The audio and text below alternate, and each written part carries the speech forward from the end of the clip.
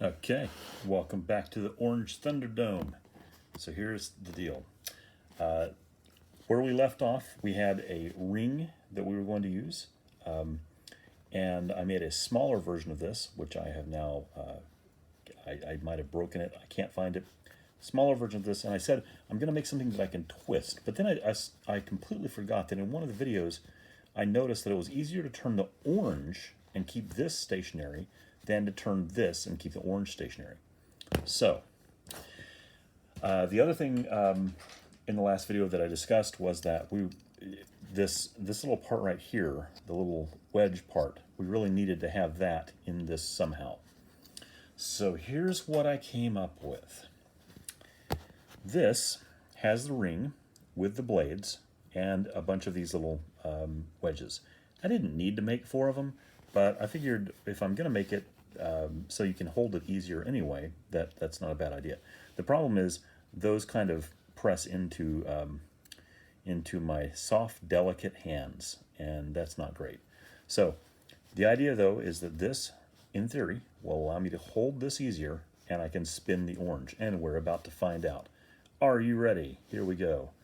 We're going to start here at the top, and the whole point, as I say all the time, is to apply as little force as possible and just see what happens. So I'm going to spin the orange, and it turns out this is actually cutting in pretty easily. There we go. And that has cut a pretty neat little circle right there. So we're going to move it over just a little bit and spin it again. Now the idea is that we want to kind of intersect the circles just a little bit each time. So you can see that one blade there is sometimes catching and sometimes not. The one behind it's the same way. But I'm trying to spin the orange and not the blades. And that seems to have worked pretty well. And I totally missed the intersection there. We'll see if we can catch it this time. So placing one in each of the grooves and turning. Oops, we got to turn the orange, not the blades. There we go. Much easier. It's actually completely effortless. I mean, it just feels. It doesn't even feel like I'm cutting into it at all, but I clearly am. And so there we go there. Okay. Do it again up here.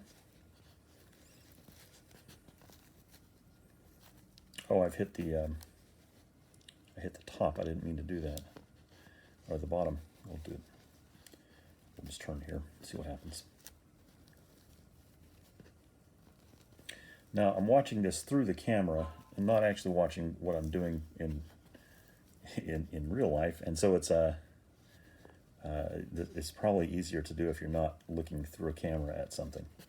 I'll try that here. So that back blade didn't catch that time.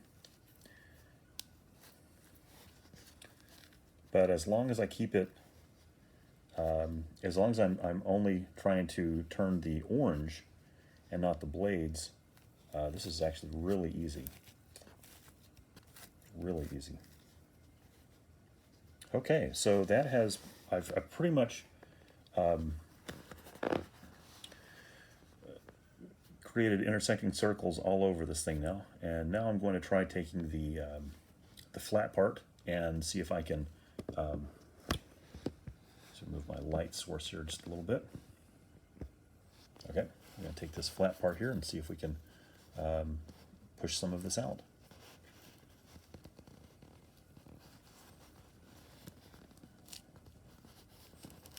Hey, that worked pretty well. That was pretty easy.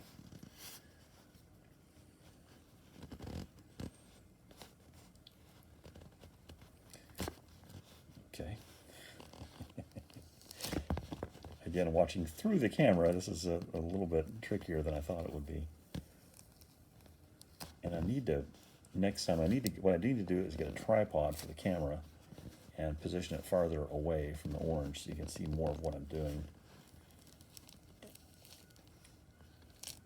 But it's coming off pretty easily.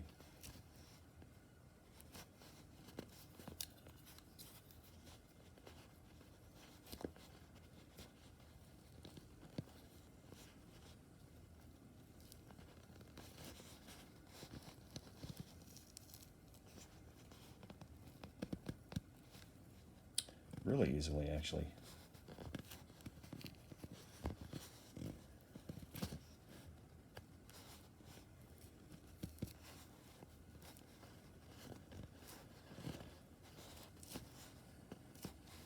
Well, as far as the amount of, I guess, peel that I'm just creating here, it's a lot, and it's kind of a mess. But as far as the effort is concerned, this is really low effort. Yeah, I know what you're thinking. This is a low effort video. Well, yeah, but this is also really low effort peeling here. And I have none of it under my fingernails. This has actually been really easy to do. Okay, so now we're at the top part. We'll see how hard it is to do this part. So one of the design flaws here is that in order for me to push this, I actually have to push onto this little bit here. And even though these blades aren't sharp enough to hurt to really cut into my finger, that's not a great design thing there. I would say that's a design flaw. So I certainly need to address that in a future version if I continue down this path.